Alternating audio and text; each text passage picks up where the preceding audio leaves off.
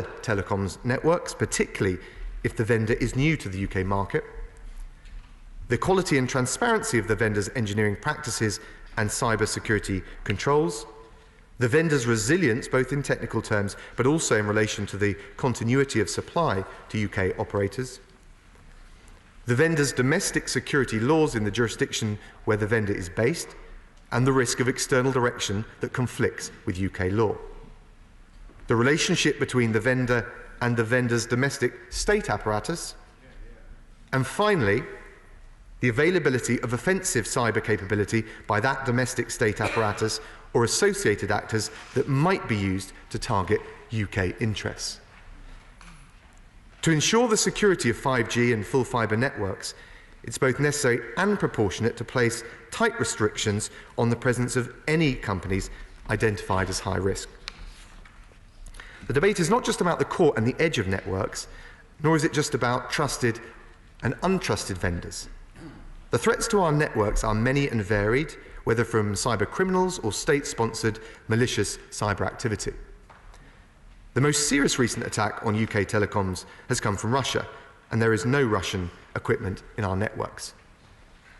The reality is that these are highly complicated networks relying on global supply chains where some limited measure of vulnerability is almost inevitable. The critical security question is how to mitigate such vulnerabilities and stop them damaging the British people and our economy. For 5G and full fibre networks, the review concluded that, based on the current position of the UK market, high-risk vendors should be, first of all, excluded from all safety-related and safety-critical networks in critical national infrastructure. Secondly, excluded from security-critical network functions. And thirdly, limited to a minority presence in other network functions up to a cap of 35%. And be subjected to tight restrictions, including exclusions from sensitive geographic locations. Mr. Speaker, these new controls are also contingent on an NCSC-approved risk mitigation strategy for any operator who uses such a vendor.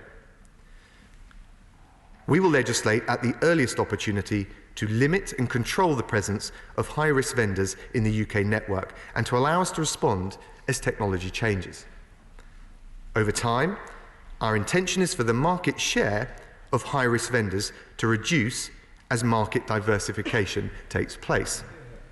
And I want to be absolutely clear that nothing in this review affects this country's ability to share highly sensitive intelligence data over highly secure networks, both within the UK and with our partners, including the Five Eyes. GCHQ have categorically confirmed that how we construct our 5G and full fibre public telecoms network has nothing to do with how we share classified data. And the UK's technical security experts have agreed that the new controls on high-risk vendors are completely consistent with the UK's security needs. Mr. Speaker, in response to the review's conclusions on high-risk vendors, the government has asked NCSC to produce guidance for industry. This guidance was published earlier today on their website. The NCSC has helped operators manage the use of vendors that pose a greater national security risk, such as Huawei and ZTE, for many years.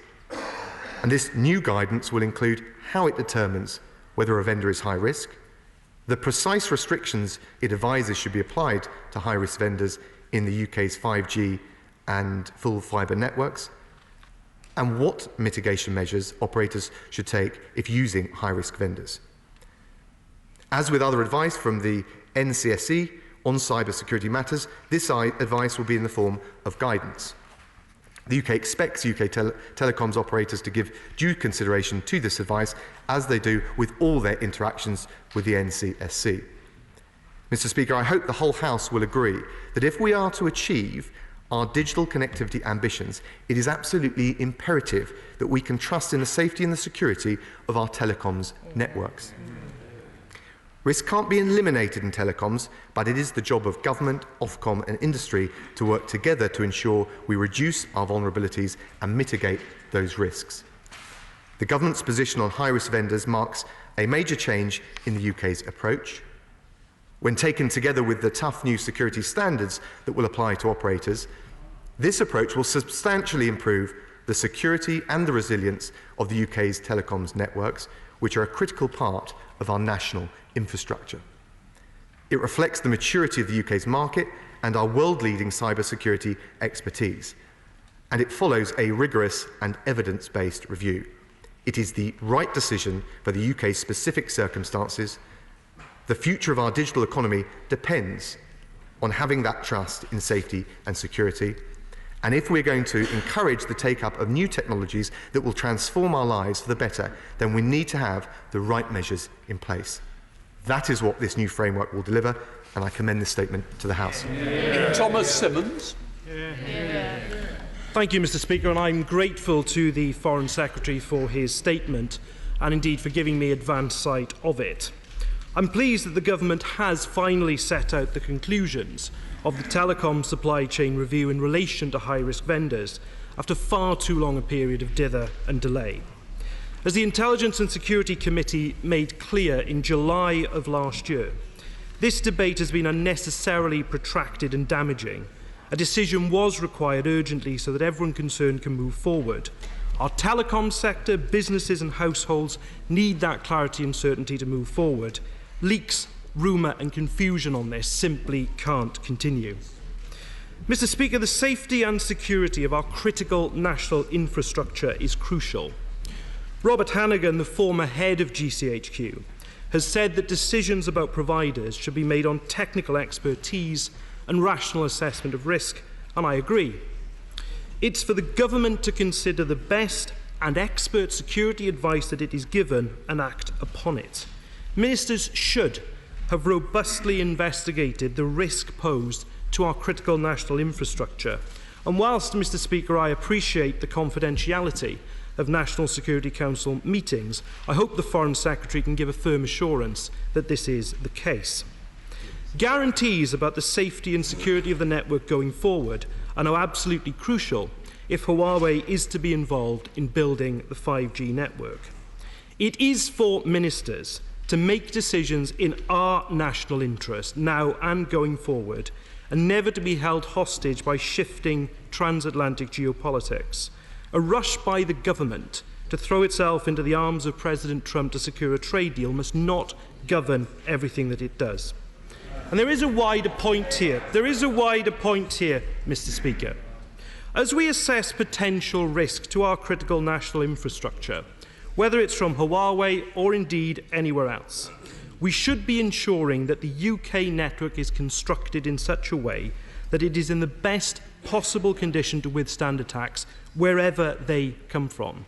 Resilience in the network is essential, irrespective of this decision or indeed about any other 5G provider, and I hope the Foreign Secretary will provide reassurance on that. Huawei is in any event already embedded in the 4G network, and there is a wider question that after a decade of successive Conservative governments, we do not have our own capacity to secure our critical national infrastructure and security rather than relying on other countries. Indeed, as I think the Foreign Secretary conceded, the UK has been left to choose between just 3 5G vendors.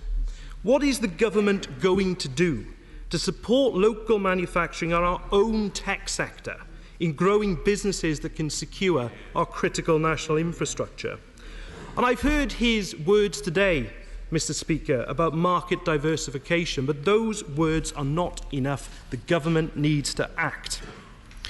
Mr. Speaker, 5G will have an extraordinary impact on our day-to-day lives. It is transformational, with faster data speeds, higher capacity and faster responsiveness. The majority of our constituents will now have access to a large number of smart devices, which every year is growing. And the 5G network will have the advantage of being able to cope with this growing capacity. 5G will shape the economy of the future. Innovative technologies of the future rely on its development, and it must progress speedily. The Government's original announcement that the UK would be a global leader in 5G was back in 2017. The Government has also set a target of the majority of the population being covered by a 5G signal by 2027. In his statement, the Foreign Secretary committed to securing national coverage of gigabyte-capable broadband by 2025. These targets have to be met. The UK is already way too far behind in terms of its digital infrastructure, and we need to act fast. In September 2019, around 10%, around 3 million premises in the UK had access to full fibre. In France, 38% of households have access. In Spain, it's 77%. In Portugal, it's 70%. This is simply not good enough, Mr. Speaker. It is letting all our constituents and businesses down, and the government has to do more. Moving forward, Mr. Speaker, I'll be grateful for the Foreign Secretary to answer the following points. Given the concerns expressed by our Five Eyes partners, and if Huawei is to be deemed a high-risk vendor, can the Foreign Secretary again make clear and be as transparent as he can as to how that decision will not bring about risk to communication channels that are used for intelligence sharing? Can the Foreign Secretary explain how the controls will work in terms of how high-risk vendors are being deployed? How durable is the barrier between core and periphery in the 5G network, and how will that be overseen? He mentioned the Huawei Cybersecurity Evaluation Centre Oversight Board, but more detail as to how that is going to work would be appreciated. The Intelligence and Security Committee's statement on 5G suppliers of July last year set out that the government must assume all worst-case security scenarios and protect the network accordingly. Can the Foreign Secretary confirm that such contingency planning is taking place? And finally, can he also confirm when the world-leading regulations he's talked about will actually be brought before the House of Commons? Mr. Speaker, the public deserve a durable, secure and reliable 5G network for the future to ensure our economy moves forward. The government's decision today is a small step in a very long process, but they can be assured that we will hold them to account on the delivery of a secure, world-class service for all our constituents. It comes back. I'll be running this to 4 o'clock so members know where we are. Secretary. Thank you, Mr. Speaker. Can I thank the honourable gentleman for the list of considered questions that he raised? I think he's right to do so. We've looked at this very carefully. He did express concern about delay, but I think it was absolutely right on such a sensitive decision with such a whole range of complex considerations from the commercial and the infrastructure to the security to take the time to get it right. He called in his remarks for an objective and rigorous analysis. That is precisely what has gone into this decision through the telecom supply chain review, through the analysis of the National Cybersecurity Centre, and through the other work that has been done, including the Huawei Cybersecurity Centre Oversight Board. As a result of this, we have a greater level of insight into the challenges and the opportunities relating to 5G than any jurisdiction in the world, and particularly the challenges in relation to high-risk vendors. He asked about intelligence considerations, and he referred to those in his remarks. GCHQ have confirmed categorically that how we construct our 5G and full fibre public telecoms networks has nothing to do with how we will share classified data. Intelligence sharing will not be put at risk, nor would it ever be put at risk by this government. And it's worth just saying that high-risk vendors never have been and never will be in our most sensitive networks. And he will have heard the public remarks by Andrew Parker, the head of MI5, who said that he has no reason to think that the UK's intelligence sharing relationship with the US will be impacted, and that the Five Eyes intelligence relationship was the strongest they've ever seen. He asked a range of other questions. The reality is that the decision that we're taking today allows us to build on what will be the toughest regime, one of the toughest regimes in the world, protecting and providing the right balance on protection of our 5G infrastructure. And as I set out in the statement, the government recognises the imperative to diversify the supply, and that will involve UK operators, making sure more challengers can come onto the marketplace. It could well involve, and it is something that we will want to look at, the international cooperation with other like-minded and close partners in order that we avoid ever having that shortfall of competition and diversity of supply in this country in the future. The honourable gentleman referred to the ambitious delivery of the 5G network and full fibre broadband. That is precisely why, first of all, we had to take the rigorous analysis and take the time to get the decision right. And secondly, why it's so important to take the right decision, which is what this government is doing today. Finally, he asked about enforcement. The initial approach will be through guidance in the way that I explained in my statement, but we are committed to bringing forward legislation as soon as possible, where we will make sure that we've got the robust enforcement to go with the rigorous regime that I set out. Thank you, Mr. Speaker. I commend the government for taking a decision which protects our national security, but also recognises the interests of our economy. That is right for the UK because it recognises the construction of our networks and our capabilities and gives us the toughest regime in the world. My right honourable friend has already referenced the fact that we never have had and never will have high-risk vendors in our most sensitive networks, and that this decision has no effect on our ability to share intelligence with our allies. But my right honourable friend also referenced the current market failure. He set out the steps the UK government will take to rectify this. Will he agree with me that it is essential that our Five Eyes partners, all our Five Eyes allies, are willing to work with us and other like-minded countries to ensure the very market diversification that is in all our interests in the long term? Can I thank my right honourable friend and pay tribute to the assiduous and rigorous work that was done under her leadership and under her government, which has made possible the decision that we are able to make today. I can confirm in her words that there will be no impact on intelligence, and absolutely not only do we seek to continue to work with the Five Eyes on intelligence and indeed want to strengthen that relationship as we depart from the EU, but also in relation to dealing with the shortfall and the need to improve diversity of supply in the telecoms network. Cooperation ought to expand in that area too. Speaker, sir. The Conservative Party likes to brand itself as the party of security, but many will think that this decision is born out of weakness. It has come about as a result of short-termism and decades of underinvestment.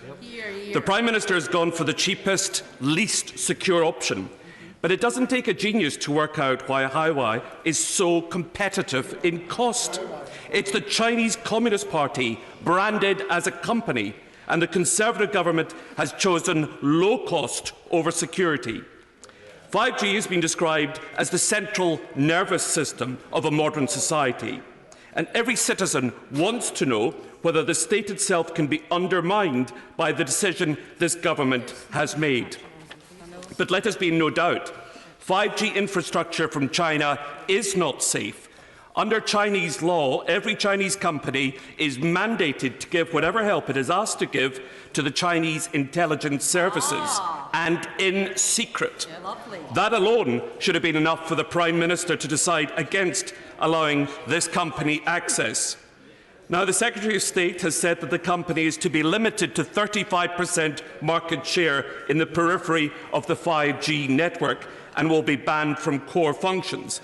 But anyone who understands 5G will know that that's not how it works. Installing masts, for instance, may seem innocuous, but each antenna has software which is remotely updatable, and the so-called peripheral access network can communicate. It can contain malware, which these days is tiny and hard to detect. There's a very good reason, Mr. Speaker, why countries such as Australia and New Zealand have chosen not to let this company into their market.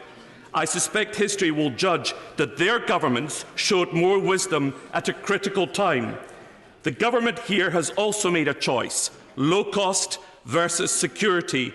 It's the wrong choice, and surely he must realise that future generations may come to judge his decision harshly. Secretary of State.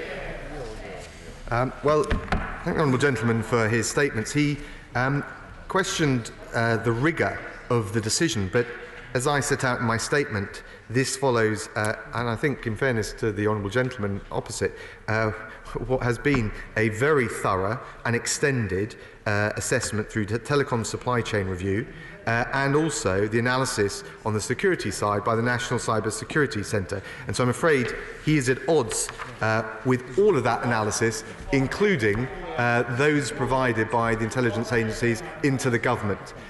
He mentioned some countries that have taken different decisions. As far as I'm aware, New Zealand hasn't taken the decision that he described, so I'm afraid he's wrong on that count. And I think if he's calling for an outright ban, then he should say so. And he should also address, square on, that would, and the analysis that we've received, not be an effective way, in a targeted forensic way, of addressing the security concerns rightly identified by the review that we've conducted. It would not remove Chinese production from the UK telecom supply. It would reduce competition, which he alluded to earlier, is part of the problem. That would make it worse. It would significantly increase the costs for industry and would delay the rollout of 5G. I think on all counts, I'm afraid, I have to respectfully say, I think he's got his analysis wrong. Dr. Julian Lewis. Thank you, Mr. Speaker. Does the government accept something I had difficulty getting its predecessor to accept, that Huawei should not be regarded as a private company because it is intimately linked with the Chinese Communist state and its deeply hostile intelligence agencies? And if it does accept that, as it should, is it confident that the safeguards that will be put in place will be sufficient to guard us against a deeply hostile intelligence agency, such as he implied in his own statement we needed to in relation to Russia? Secretary of State. The Honourable Gentleman, I think as I set out in my statement, we've been very clear that the relationship between any private business and any government or state operator is something which has been at the very centre of the analysis that we've conducted and which the National Cyber Security Centre has conducted, and that based on the distinction between the centre or the core and the periphery or the edge, and the different restrictions that can be made both on access but also the 35% cap on accessing the periphery, I am confident that we can provide him precisely the reassurance that he's asked for. Kevan Jones. I welcome this statement, and as a member of the ISC in the last Parliament, can I say that there's nothing that I've seen which means that this decision will compromise our 5 hours relationship, or that the potential risk in terms of including Huawei in the 5G network cannot be mitigated. But the Secretary of State, so the Foreign Secretary refers to market failure. This is not market failure. The Chinese government, through Huawei, have taken a deliberate policy to dominate this market by billions of pounds of investment in R&D and the acquisition of related activities as well. Could the Foreign Secretary outline how much the government are proposing to put into R&D in this sector, and will there also be a ban on Chinese companies acquiring UK companies that are developing technologies in this sector? Secretary of State. Well, can I thank the honourable gentleman for his positive remarks. We are making sure that we produce legislation as soon as possible which will be able to deal with the various enforcement mechanisms and requirements he's referred to. The critical question for us, and he referred to Huawei and the Chinese investment, the critical question for us is what we do. So we are taking the measures now in relation to guidance and as soon as practical in relation to legislation. But there is a medium-term piece of work that we need to look at the health of the telecoms market and make sure, both in terms of the domestic measures we take, legislative, investment and otherwise, but also the international partnerships that we nurture, that we do not see ourselves, find ourselves in that situation again with any other critical piece of telecoms, let alone wider national infrastructure. David Davis. Thank you, Speaker. I'm going to answer his question to the Scottish Nationalist spokesman and say, yes, I do think Huawei should be banned from our networks. It was founded by a member of the PLA. Even if it were not an arm of the Chinese government, the 2017 law requires it to take instruction from the Chinese intelligence agency. And in the future, the size and complexity of the problem we're trying to protect against is enormous. Even Huawei alone, forget the rest of China, has tens of thousands of researchers working on this. And so I'm afraid the only way to protect our safety is to ban them. Well, I welcome my right honourable friend's scrutiny as ever. I'm afraid I disagree with him. First of all, because I do not believe, and the government doesn't believe, and critically, the analysis and the range of analysis that we've had leading into this decision does not back up the suggestion that an outright ban would either be a targeted way of dealing with the legitimate security concerns that right across this House we share and want to address, nor, in fairness, has the right honourable gentleman or anyone else who has called for an outright ban addressed the wider cost, delays and impact that it would have both on the telecom sector and in particular the rollout of 5G. Jill Morrow. Thank you, Mr. Speaker. This statement is a mess, but it is perhaps an inevitable mess given the government's lack of investment in our infrastructure, our strategic engineering capability and their short-term, hands-off, cost-only approach to our digital future. Now, every generation of telecoms technology is the platform for the next. So will he guarantee specifically that every Huawei box will meet interoperability standards so it can be swapped out for another vendor when one comes along?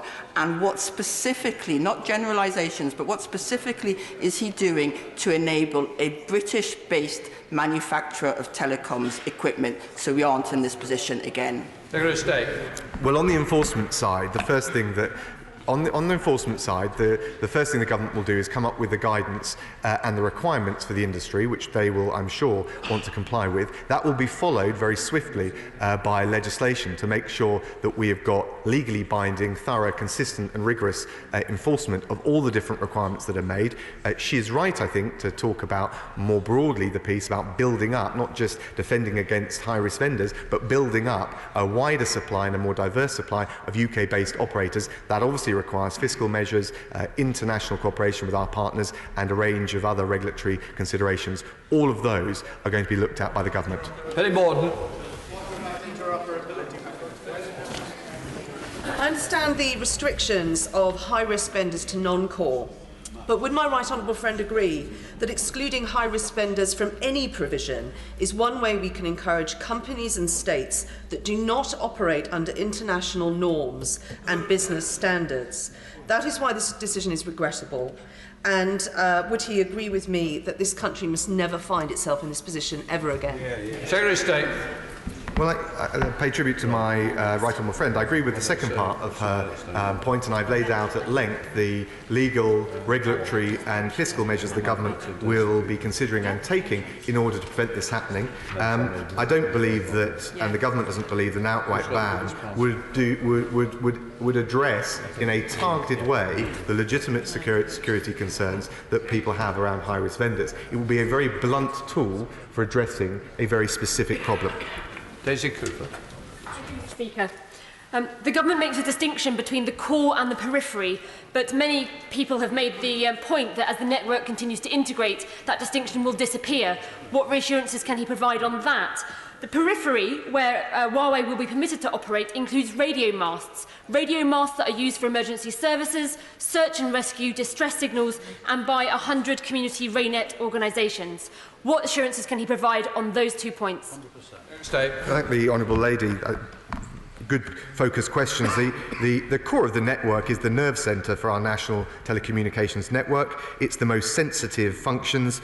They relate to things like protecting sensitive data, and that's how we can identify very clearly the specific requirements needed to protect them. The access network, the periphery, the edge as it's called, is the infrastructure connecting customer devices and equipment to mobile phone masts, transport and transmission network. There is a clear distinction. She's right to say that technology is fluid, they may change over time, but we're very clear on the functions that we've identified and the way that we're going to protect them.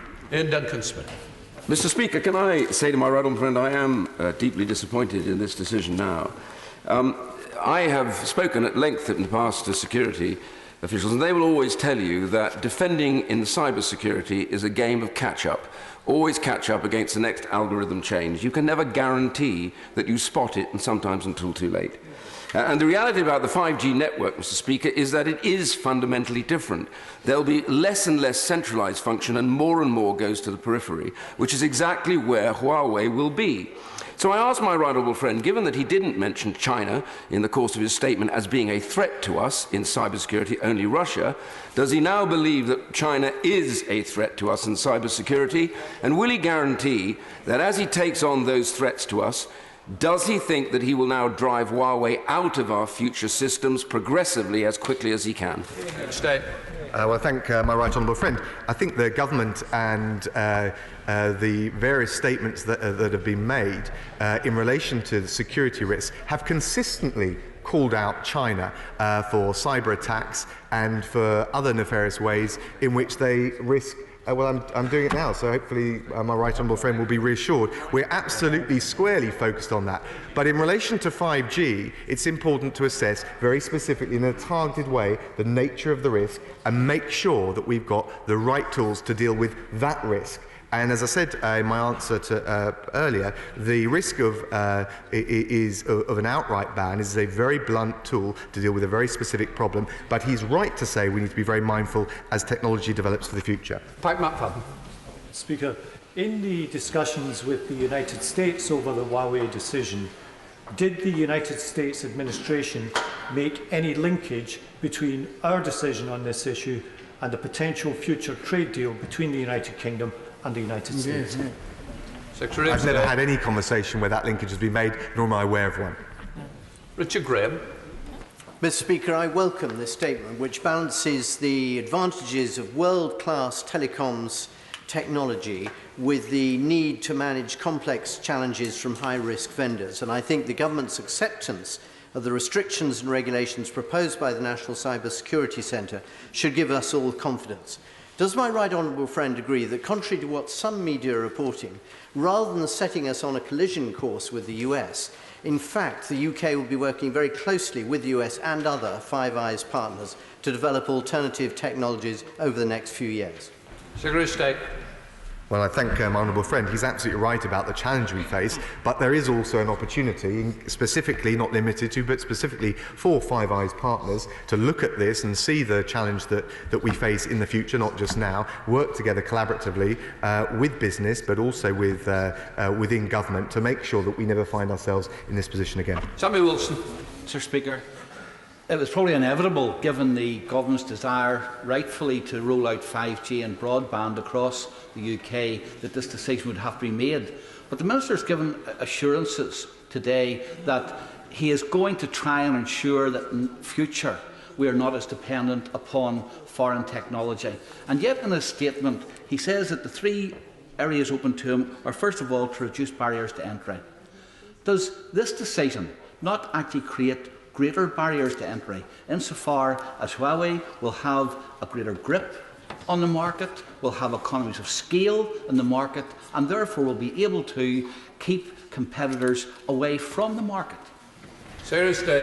Well, thank the honourable gentleman, but I think if he looks at the range of restrictions from exclusion at the core through to the 35% cap at the periphery and also the specific locations from which they will not be allowed access, I think that not only have we done the right thing and struck the right balance in terms of the diversity of the market, but also to protect and provide the resilience for the telecoms infrastructure. Vital Fabricant. Notwithstanding the fact that all our iPhones are manufactured in China by a company associated with Huawei, can I ask my right honourable friend, there are already 4 5G networks under construction in the United Kingdom. What action is he taking regarding these existing networks? Also, will the data being transferred and where the data is being transferred to be secure in the future? And finally, will the resilience of our 5G networks be maintained? Secretary of State. I thank my honourable friend. He makes a good point, not just about new entrants to the market, but those with existing stakes in infrastructure. The guidance will apply to all of them. The legislation will apply to all of them. There'll be transitional arrangements to make sure those already in the marketplace can adjust, but that will have to be reasonably swift so that we also have the assurance that we need around security. Earl Monaghan. Thank you. Mr Speaker. I can't work out whether it's naivety or arrogance that prevents the UK Government seeing the high risk presented to our national security by Huawei. This is a company that is financed by the Chinese Communist Party, and we're going to give them an open door to our security. How is he able to provide any guarantee of our future security when software can be updated remotely and technology develops on a daily basis? Secretary of State. Well, she's right to point to the fluid nature of technology. We will make sure that we've got the right regulatory regime, both toughest and it will be one of the toughest in the world, but also through the technical requirements, the guidance, able to adapt to any shifts in technology. Inherently, technology is fluid. We'll have to keep this under constant review, but we have got the right balance to deal not just with the security risks that we face and that we, I think on all sides of this House, share an interest in addressing, but to make sure that we've got the investment in infrastructure. That's the balance the government struck. Liam Fox, Dr. Lee. Thank you, Mr Speaker. My right honourable friend is well aware of the high level of anxiety around this decision, both here and in the United States. As far as he is able, can he tell us, in Washington, is the anxiety primarily around Britain's ability to mitigate the risk of Huawei involvement in 5G, or is it about sending a green light to other countries who will not have the same capabilities as the United Kingdom? Well, I thank my right honourable friend, and I suspect that he's had many conversations with our American partners and friends. We are starting in a different place from the US, which does not have Huawei in its existing networks and can use different suppliers.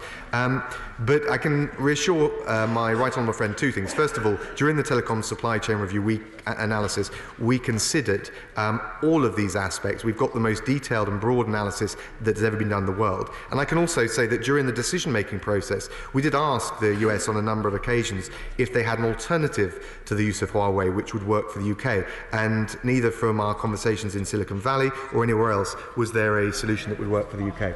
Matt Weston. Thank you, Mr Speaker. The Secretary of State will be aware that many countries such as the US, Australia, India and I think Japan have banned Huawei.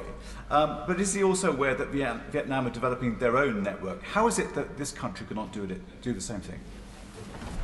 Thanks to the honourable gentleman. I don't think that there's any reason why we can't, but we've got to make sure we provide the investment, provide the right market structure and level playing field, and also engage in some of those international relations and networks and partnerships that can make sure that we've got either a homegrown alternative for the future or one that's worked up with our most highly trusted partners.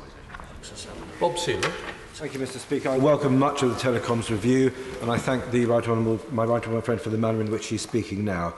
I still think that this House all sides of this House are going to have significant problems with high-risk vendors, in part because of years of under-communication from governments on this issue. But just for now, can he confirm that Parliament will be able to debate an agreed definition of high-risk and non-high-risk vendors, that Parliament will be able to agree which high-risk vendors we want in the system and to what percent? 35% seems an awful lot. And can we work out how to encourage trusted vendors to compete with high-risk vendors in non-core periphery elements so that we can build non-trusted vendors out of the system, not into the system? Secretary of State. Well, can I thank my honourable friend? We have a definition of high-risk vendor, but he's absolutely right to say that there will be ample parliamentary opportunity to debate and define when we bring forward the legislation, which will be done as soon as possible. Very sure. Speaker, can I tell the Secretary of State I have some sympathy for him. This is a highly complex area, and I certainly want to go away and study his statement in some depth, as with many of our partners and trading nations that we trade with regularly. But could he answer one thing? Much of the emphasis in his remarks is on the national security. I understand that. But has he talked to universities? Has he talked to entrepreneurs and inventors and designers, all of whom know they have their intellectual property stolen every time they put it out onto the internet by the Chinese? The Chinese, they know, cannot be trusted, and we will give them greater access. University research, entrepreneurs setting up, all believe they will lose their intellectual property. Has he thought of that? Secretary of State. Can I thank the honourable gentleman? Telecom Supply Chain Review took extensive soundings and advice from across all the sectors he mentions. And what I would say is that having a robust approach to IP enforcement is in no way inconsistent or in conflict with the crucial decision that we've had to take and we have rightly taken today. Tom Tugundar. Thank you, Mr. Speaker. My right honourable friend will have heard the views of the whole House yesterday in an urgent question on this very subject, and it's very hard for me to welcome his statement, but I recognise the position that he has arrived at from the position he began with. Perhaps I can just ask for a little clarity. He talks about 35%. Is that 35% of the new 5G market, in which case it's an increase, or is that 35% of the existing market, in which case it's a huge decrease from where Huawei is now? What we really want to see here is we want to see a ban, a cap and a cut. Well, I thank the chair of the Select Committee. 35% is the overall limit. Oh, sorry, maybe premature. Mr. Speaker, I appreciate there was one or two other candidates speaking earlier in the statement, for which I hope they will forgive me. The 35% is set out very clearly in the papers.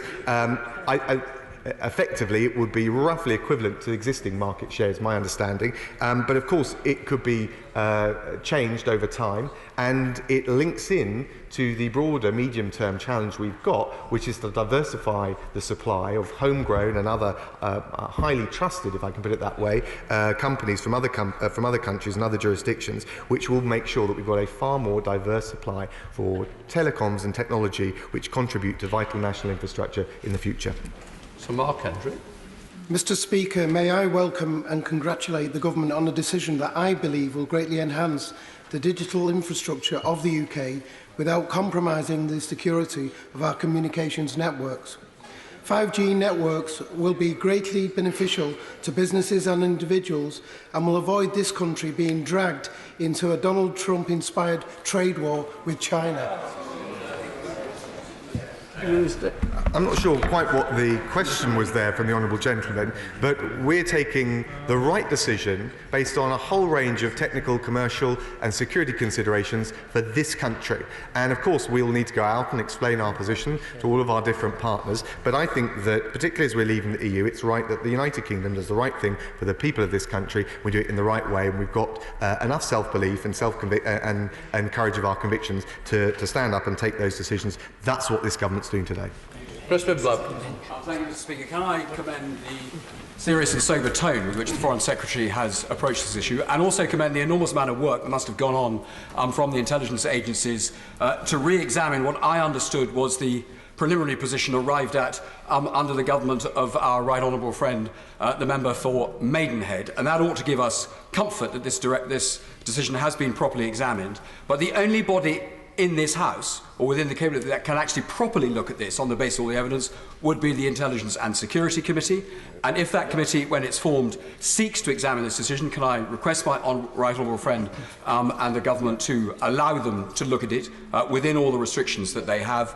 And with finally a question to the market, to China, make clear to the Chinese we expect reciprocity. Here. Well, can I thank my honourable friend? I'm not quite sure which select committee he's going for now, but in any event, can I reassure the House that full scrutiny amongst all select committees will be duly provided, and I think he makes some important points about the nature of our relationship with China and the importance that they engage in good faith when they have access to our market, even though we are taking the measures I've rightly described will protect any vulnerabilities. So he makes, I think, an important point about the bilateral relationship with China. Jonathan Edwards.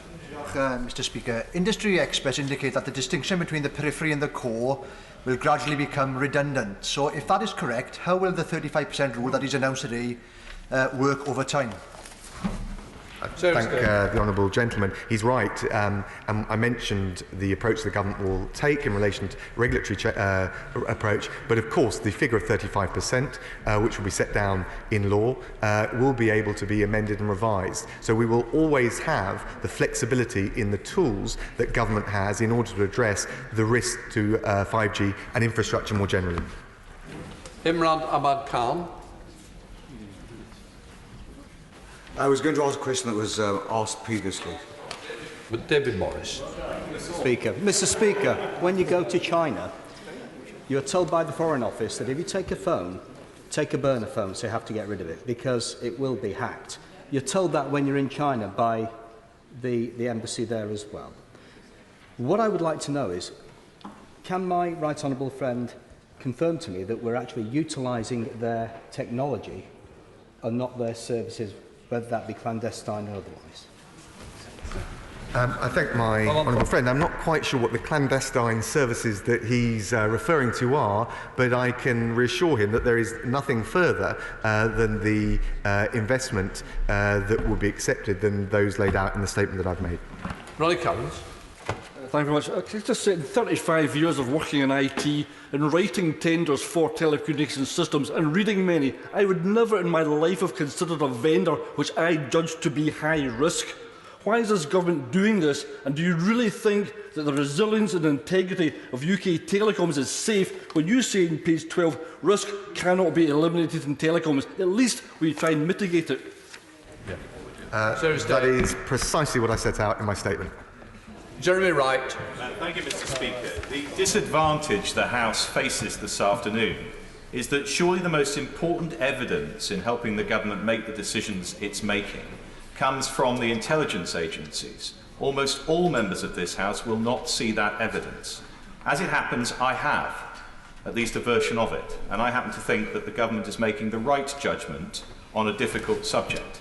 But isn't it right that we should not allow ourselves, either in this place or in government, to be distracted by one single supplier and forget that there is American IP in Chinese components in products sold by vendors who are not Chinese, and the most important thing to do is to protect your supply network from vendors, whoever they may be, to enhance our security.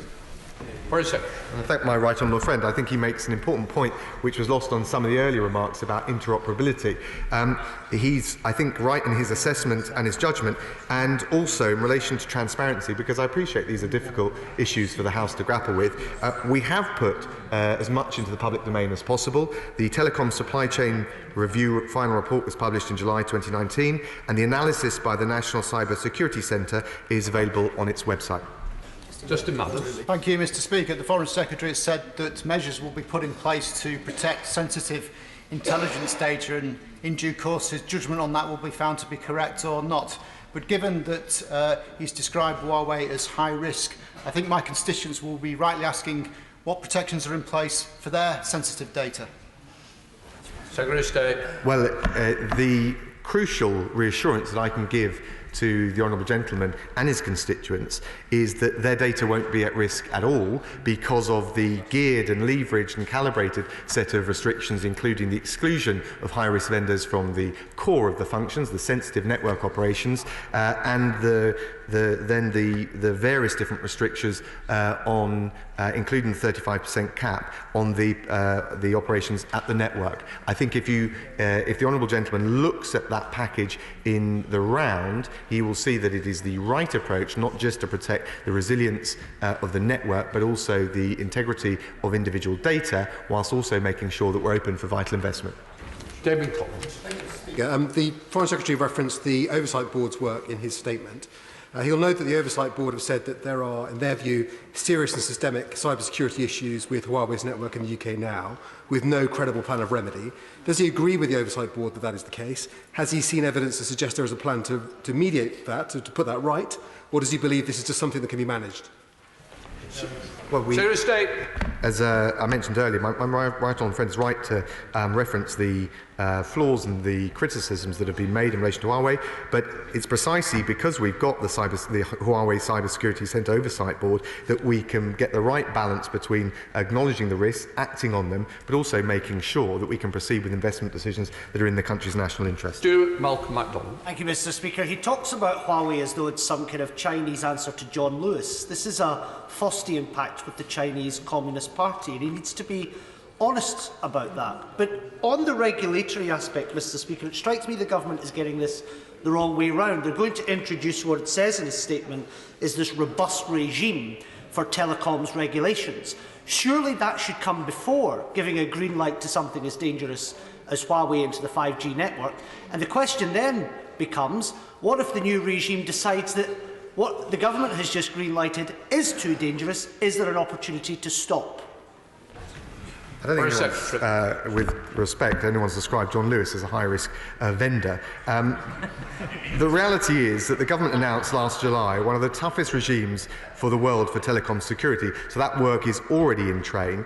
It will require operators to raise their security standards to combat the range of threats, whether cyber criminals or state-sponsored attacks, and we will make sure that in legislation we have the full panoply, not just of powers, but of enforcement mechanisms. Sir Bernard Jenkins. Thank you, Mr. Speaker. I can't say I welcome this decision, Mr. Speaker, but I understand it.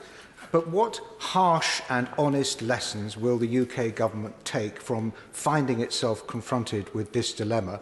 Because this administration, and indeed even the previous administration, inherited this problem from a long way back. Doesn't it represent a massive strategic national failure, and indeed a failure of Western strategy, that the Five Eyes have been left in this position? And how will we learn those lessons? Will he set up a post-hoc review to learn lessons from this situation?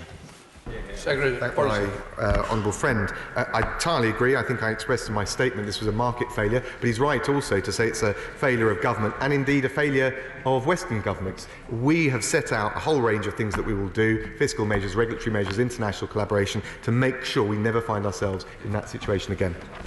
Andrew Griffiths. My right honourable friend on what I think is a thoughtful and calibrated proposal.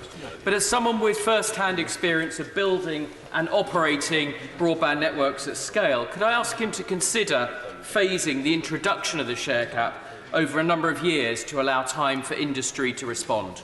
Foreign Secretary. Well, I thank my honourable friend, and I know he's got particular expertise in this area.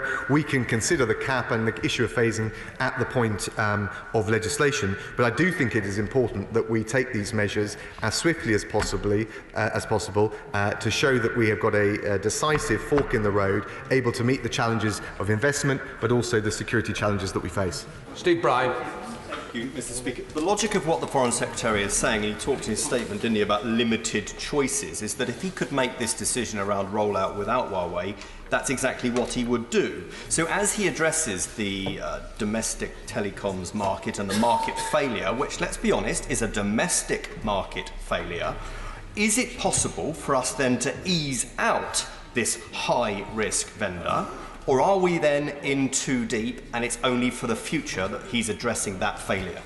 Secretary. I think my honourable friend makes a very good point. And no, it wouldn't just be for the future. The reality is with a 35% cap, which could be changed over time, and with a set of investment initiatives that we need to take on in order to diversify supply. I can't give him a precise date, but we ought to, as soon as possible, start to grapple both with the domestic challenge, but also then in regulatory terms what we do afterwards. And the reality is the more homegrown, trusted supply we have, the less we would need to rely on high-risk vendors. James Cartledge. Thank you, Mr. Speaker. In debate after debate in this chamber on the economy, honourable member after honourable member will rightly lament this country's long-standing failure to raise its productivity in reality. Now, there are serious security concerns, which my right friend has addressed very pragmatically, but does he agree it's hard to think of a single measure more likely to actually raise our productivity than early and comprehensive adoption of 5G?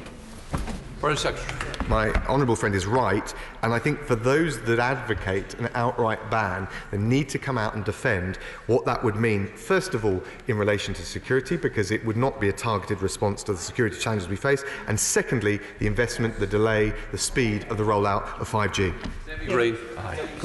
The National Cybersecurity Centre has published a document today online which says that the reasons behind the 35% limit on Huawei involvement in parts of the network are subtle. That's one adjective you could use. Another one might be arbitrary.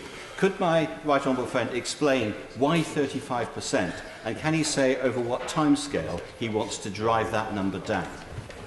Foreign Secretary. Well, can I thank my right honourable friend? The two key factors that have informed the 35% figure, and he's right to say that that's a balanced consideration, have been the need for a diversity of supply in the market and the need to make sure that we have the security of the network in place. The quicker that we can bring into play more trusted homegrown alternatives, the swifter we can review the point of the 35% cap and also the point at which we reduce our reliance on high-risk vendors. And that's the equation that we're addressing. Thank you, Mr. Speaker. Can the Secretary of State confirm that any decision to ban Huawei outright would result in a possible trade retaliation from China? Well, there would be that risk, but that's, and I thank the honourable gentleman for his question, but that is not the basis on which this decision has been made. We have looked at the evidence, we have consulted partners across the board, and we have come to the right decision for the United Kingdom, and both on the issue of investment in 5G, but also critically on the right targeted, focused approach to protecting our infrastructure. Richard Drax. Thank you, Mr. Speaker. Bearing in mind we're under constant cyber attack by China, I'm baffled by its decision today, and particularly with 5G. As I understand from all the commentators, it's very hard for 5G to distinguish, where possible, between core and periphery. And if the government gives access to the periphery, it will get to the core. That is what we are hearing. Surely that is a major threat to our security. Secretary. Well, I thank my honourable friend.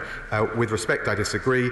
The core, and it is tangible enough to identify it, certainly at present, is the nerve centre for the telecommunications network.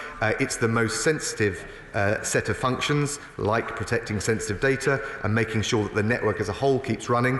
The periphery, the edge, so to speak, things like transport and the transmission network, which are important but not the same level of critical sensitivity, and that is the basis on which the decision and the approach we've taken today is based. Michael Tomlinson. Thank you, Mr. Speaker. Digital connectivity is vital for Mid-Dorset and North Pool and for other rural and semi-rural constituencies like mine. The Foreign Secretary mentioned mitigations. What further reassurance can he give to my constituents and to our international allies that our digital infrastructure will remain secure and safe? And I thank my honourable friend. I can give him and his constituents the reassurance that we've taken the right decision to make sure we can roll out 5G and have our ambitions for levelling up right across the country at the same time as protecting our infrastructure from the high-level risks where they particularly are targeted and focused. Jonathan Chudosler. Mr. Speaker, given what I've heard today, I accept the sense of the government's position. However, in terms of drafting a contract with Huawei, would it not make sense, as far as the British public are concerned, that if there was to be a breach of national security, then it should be Huawei who pays for the replacement, not the British public?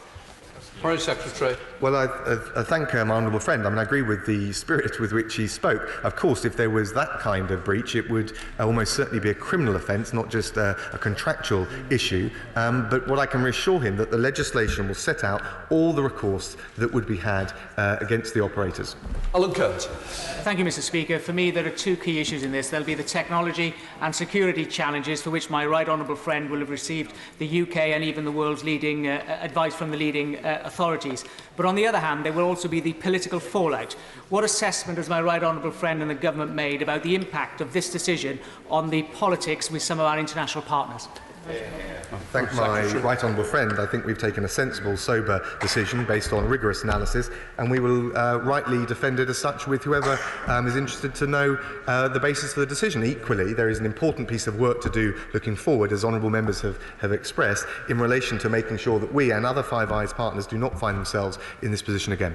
Sir Geoffrey Clifton-Brown. Speaker, I welcome my honourable friend's statement today, but he must recognise there are considerable fears about this decision. In order to allay those, will he run a government information campaign to deal with the technical issues, the oversight by the Cyber Security Centre and the technical issues, difference between the core and the periphery, and secondly, to detail the very stringent worldwide regulatory powers that he's going to put in place? I thank my honourable friend, and we will certainly look at both of those points. Rob Butler. Thank you, Mr. Speaker. Having heard the very considerable concerns both inside and outside this House today, will my right honourable friend assure me and my constituents in Aylesbury of one simple thing, which is that the government will always prioritise national security and heed the advice of the security services when it comes to our critical national infrastructure? Foreign Secretary. Thank my honourable friend. I can assure him that that is precisely what the government has done in this particular decision. Thank you very much. We'll now move on. With the leave of the House, we will debate motions number 2 and 3 on criminal law together. I call the Minister to move the first motion. Thank you, Mr. Deputy Speaker.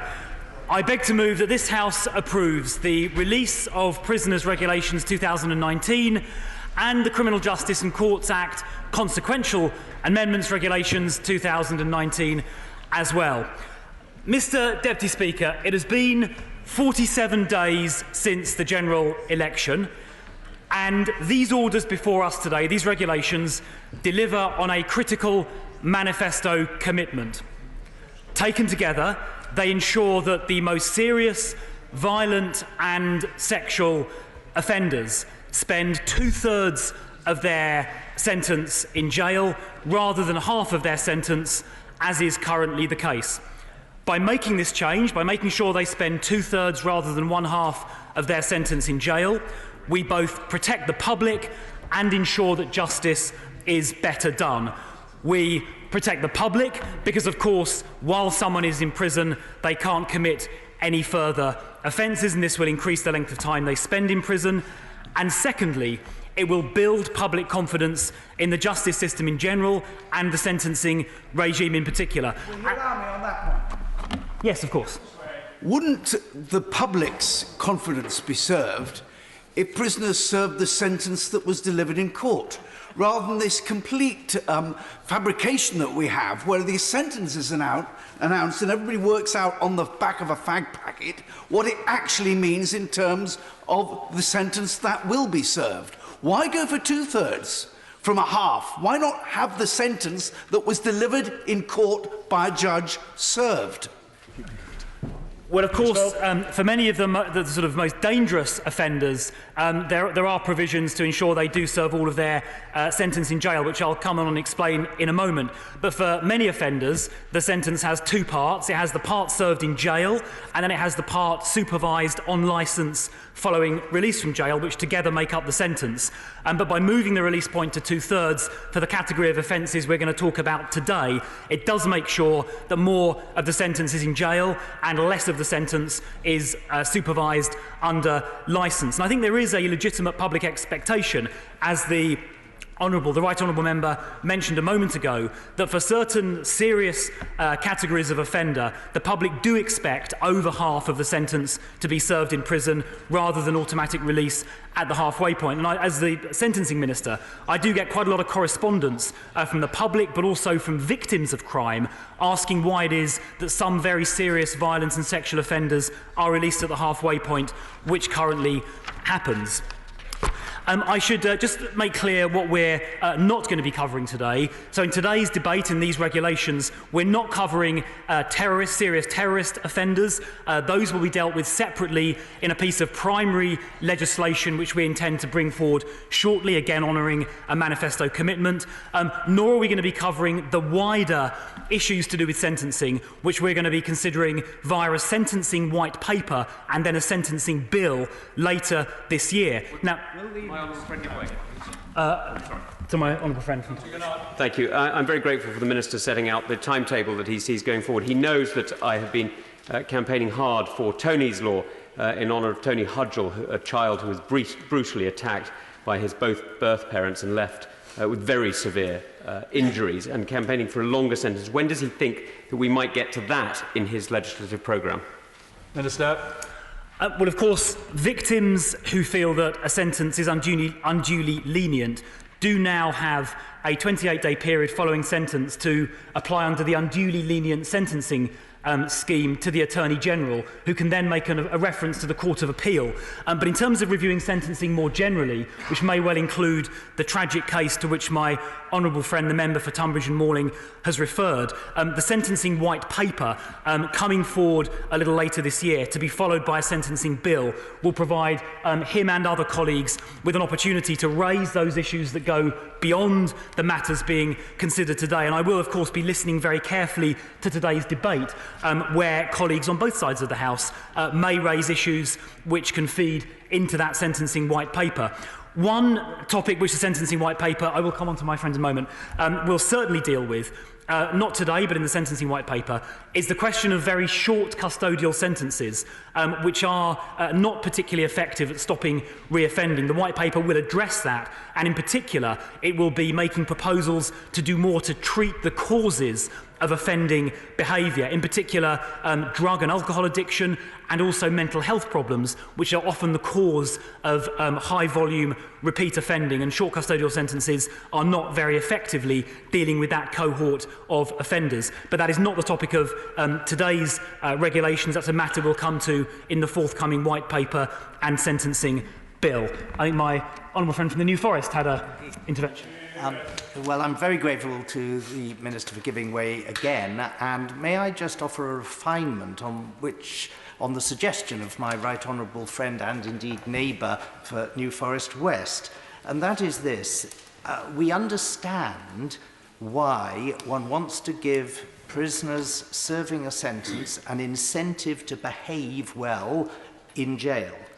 But it could be achieved without this upset to the public perception that they are being told someone is getting a longer sentence than they're really getting, if in fact they were given the sentence that they're going to serve with the expectation that if they misbehave, it can be extended by a certain amount, rather than by giving them a sentence which they can reduce by a certain amount if they behave themselves in prison.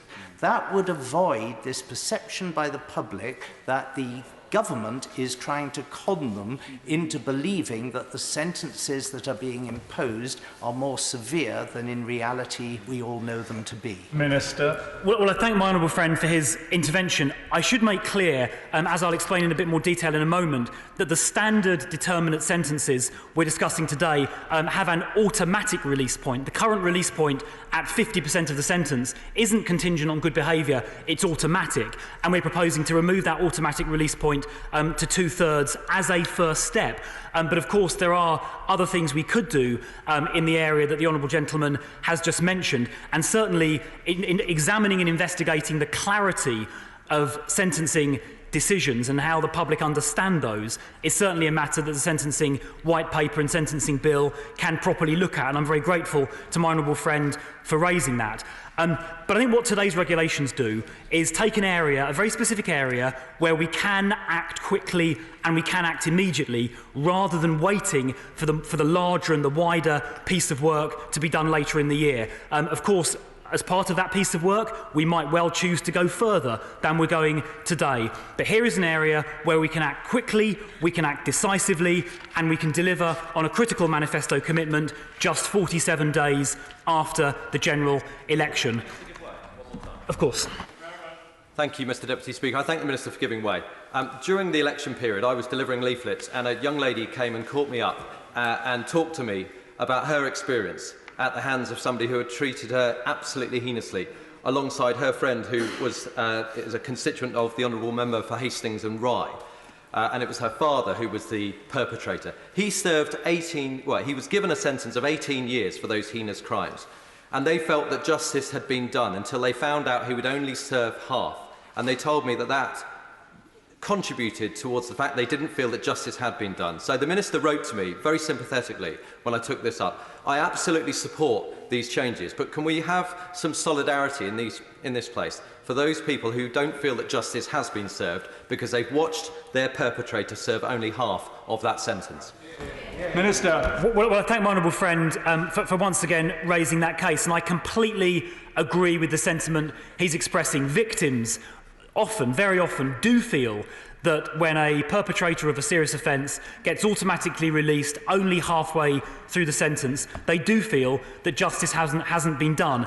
The regulations today are a small first step in addressing the wider problem my honourable friend refers to, and we can and we will return to the wider question and see if we can go further via the white paper and sentencing bill later this year. This is very much a first step in the direction which my honourable friend and other honourable members have mentioned.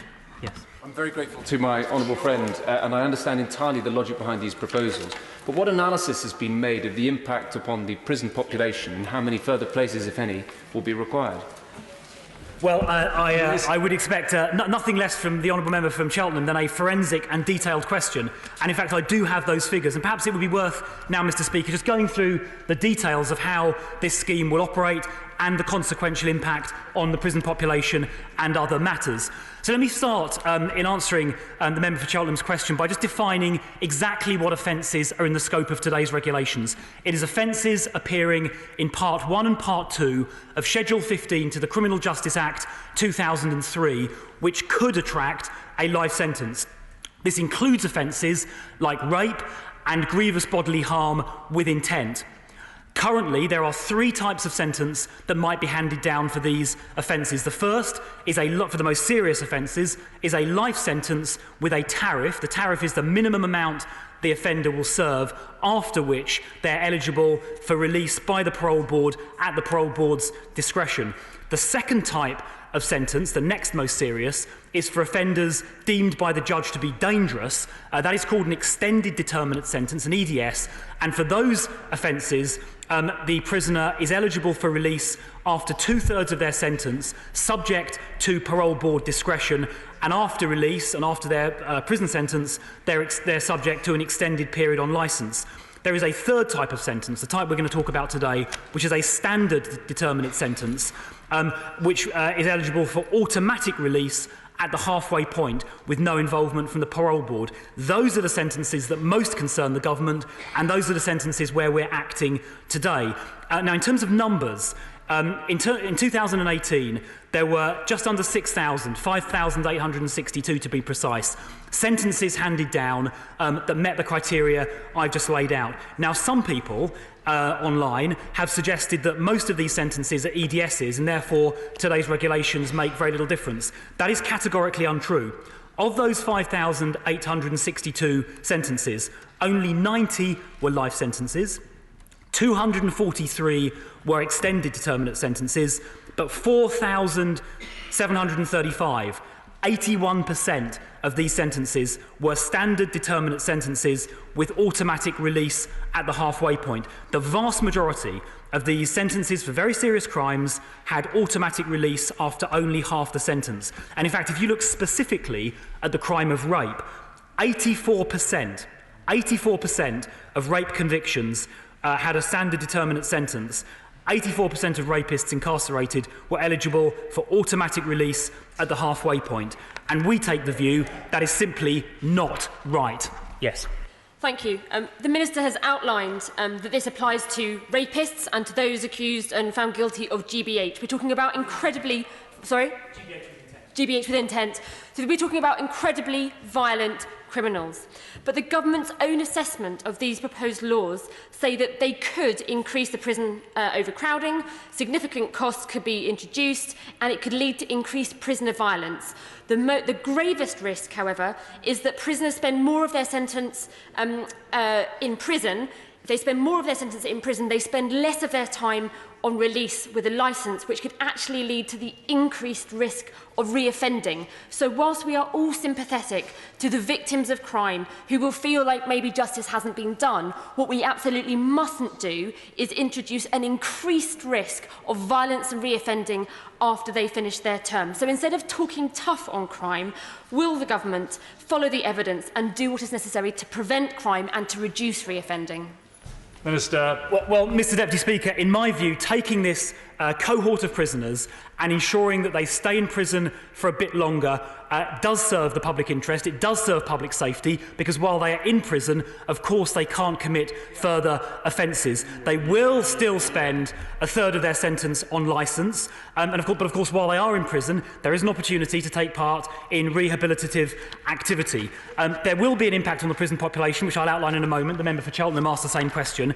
We are making provision to ensure those places are available and that meaningful rehabilitative work can take place. But this is about preventing crime by ensuring serious offenders are in prison for a bit longer, and it's about ensuring that victims' rights are respected by making sure the time served in prison better reflects the sentence handed down by the judge. Now, the step I will give way to one last time before making some progress. I'm grateful to the Minister for giving way. He's been very generous with this, and can I welcome this announcement today? I think it injects an element of honesty in our sentencing system and reduces the amount of confusion and frustration that exists amongst victims.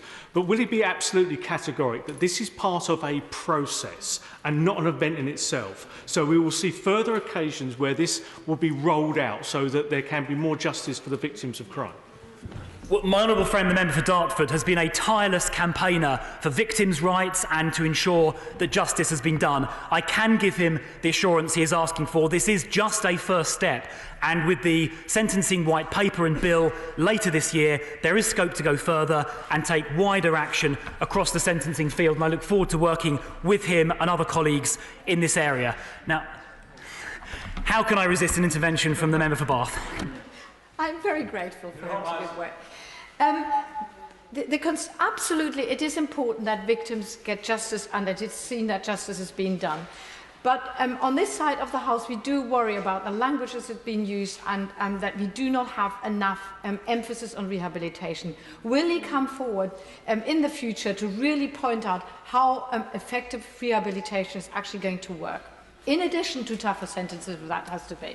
Sure. Well, I think the Honourable Lady is making a very fair point. Sentencing and more time in prison for serious offenders is, of course, very important for the reasons that members have outlined. But rehabilitation is important as well. She will be aware that the community rehabilitation companies, the private companies that did do some of this work, that work is now being brought back in-house to be provided by the National Probation Service. She will be heartened to hear that the Probation Service and indeed the Prison Service will be receiving significantly extra money in the next financial year, much of which will specifically address the rehabilitation point that she quite rightly refers to. But Mr Deputy Speaker, let me just outline in more detail exactly what this first step entails. I've defined a cohort of prisoners, or a cohort of offenders rather, and a cohort of offences. And we intend to apply this later release measure for the standard determinate sentence offenders from a half to 2/3, where the sentence is passed down is 7 years or more. That applies to around about 1/3 of the 4,735 standard determinate sentences I referred to earlier. So this measure we're going to, I hope, pass today will apply to 1,450 offenders per year based on the 2018 figures. And to be clear, of those 1,450 offenders affected directly by today's measure, 30% of those were convicted of rape, and a further 30% were convicted of causing grievous bodily harm with intent to cause grievous bodily harm. So we are talking about people convicted of rape and a very, very serious assault. We're going to be making sure that those rapists and serious violent offenders spend 2/3 of their sentence, not half of their sentence, in prison. Now, my honourable friend from Cheltenham asked a question about the prison population. Now, this will clearly start to bite in about 3.5 years' time, because these measures will take effect from the 1st of April this year, based on the date of sentence. So any sentence in the category that I've described, handed down from the 1st of April this year onwards, will have this later release provision applied. So it'll take essentially 50% of 3.5 years minus time on remand, so just under 3.5 years for these measures to start affecting the prison population. The impact assessment, which I can see the Honourable Lady has in her hand, shows that by March 2024, there will be an uplift in the prison population of 50, but by the year 2030, there will be 2,000 extra prisoners in the prison estate as a result of this measure. Now, the government is already taking action to increase the prison estate, which includes accommodating the extra 2,000 prisoners which today's measure will create. We are currently building 3,500 additional prison places at Glenparva, at Wellingborough and at Stocken. And the government committed in the Spending Review 2019, just a few months ago, to build a further 10,000 new prison places. And I know my honourable friend, the Prisons Minister, is working hard on planning for those extra 10,000 places. In fact, it's very timely that the Prisons Minister should be arriving at this very moment. She has clearly been busy working on these extra 10,000 places as we've been speaking. Of course, I give way. Thank the Minister for giving way. Of course, what really matters to victims is that the offences are not committed again and that we are able to rehabilitate prisoners while in prison. Can the Minister assure me, he was talking about rapists earlier, that the new sex offender training programmes, which are no longer called that, Horizon and Kaizen, are actually effective and that we will have sufficient numbers of staff to deliver them to the new prisoners who will be spending longer inside? Well, my honourable friend, as always, raises an extremely pertinent point. I can confirm that, yes, these programmes will be the subject of focus both by HMPPS and, of course, ministers at the Ministry of Justice. And as I said a few moments ago, the Prison Service and the Probation Service will be seeing significant increases in funding next year as a consequence of the settlement in the Spending Review 2019, and material amounts of that funding will be applied to precisely the programmes that she is providing. Of course, in addition to the extra 10,000 prison places that my honourable friend, the Prisons Minister, has been working on, we are also spending an extra £100 million on prison security, and in the next financial year alone, the one due to start in a few months, an extra £156 million on prison maintenance. That is on top of the extra 4,581 prison officers that were recruited between October 2016 and September 2019. So, Mr Deputy Speaker, the Government is acutely conscious that this increase in prison population of 2,000 does need to be catered for. Plans are in hand to do that, as well as ensuring appropriate levels of resource are dedicated to rehabilitating these extra prisoners.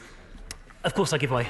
Grateful to the Minister. I apologise I came in late, Mr Deputy Speaker. I was at another meeting, but I wonder if the Minister could say what assessment has been made of the likely rates of reoffending among these prisoners who will be released after longer custodial sentences.